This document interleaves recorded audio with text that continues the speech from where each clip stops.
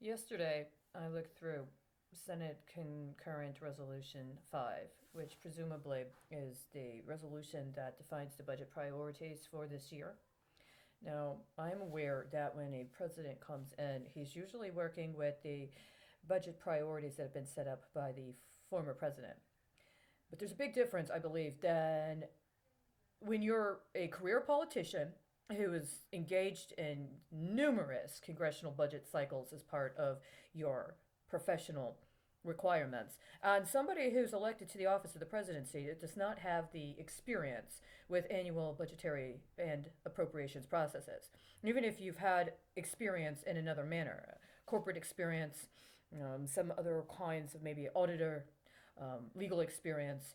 Very rarely does somebody get elected to the presidency, especially anymore, without having already themselves been a part of annual budget appropriations processes. And it's one of the things I think that we had the opportunity to learn with Donald Trump, regardless of whether you liked him politically or not. He was not somebody that was a career politician.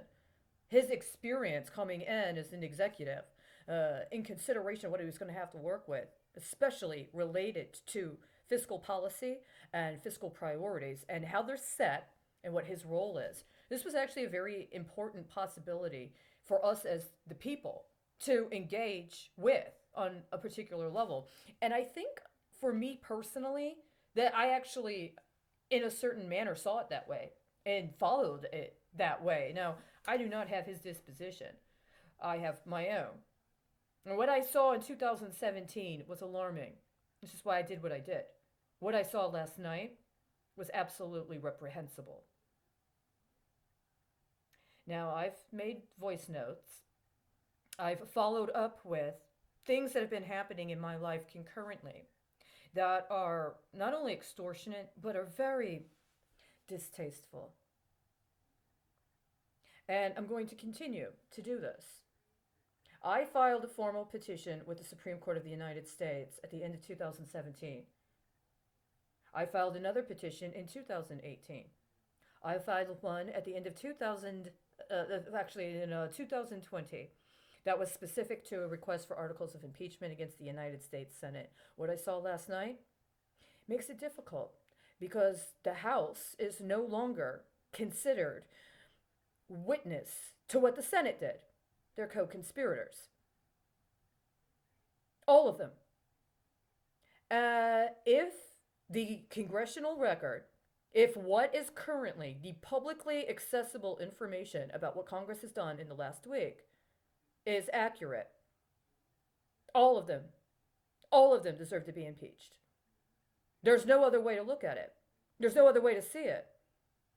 In very key moments, they refuse to even go on the record with a dissent.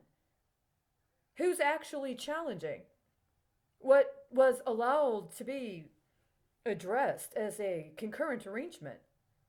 What it reveals is hideous. And what it also reveals is a confirmation that there was actually a strategic campaign to develop and deploy a biological attack on the American people.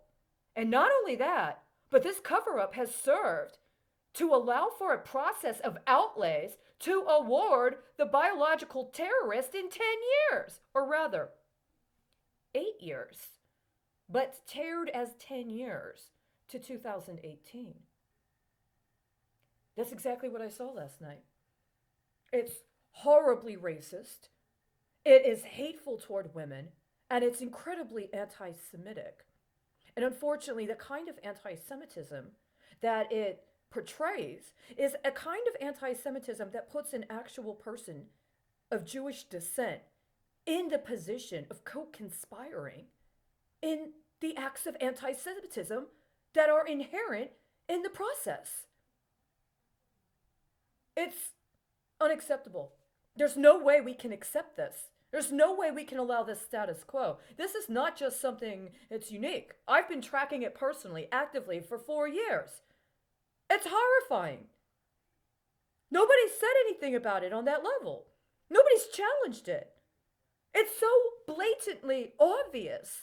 And not only is it blatantly obvious, but the process that was outlined with the amendments, reveals something that is another level of gamesmanship. That without an appropriate contextualization sets us, the people, up to again be used as bargaining chips by opportunists that apparently either have a psychopathology that prevents them from being honest. Actually, it doesn't even matter. Their mental health status and health care issues are not the responsibility of the people. We are under no obligation to nurse them through whatever guilt or shame they may feel in having covered up for these crimes for this long. They didn't show us much of the consideration on those accords, did they?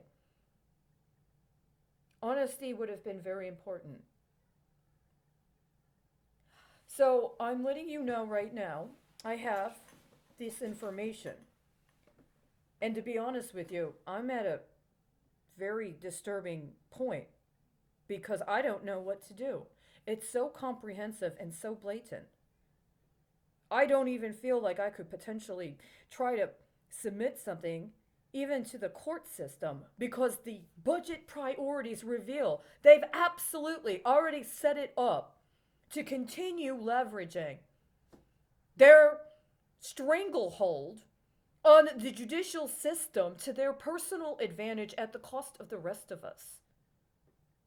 In addition, as I've been saying, my understanding is that there was an executive order that was put on the White House website temporarily at the end of 2018 into the beginning of 2019 discussing the New START treaty.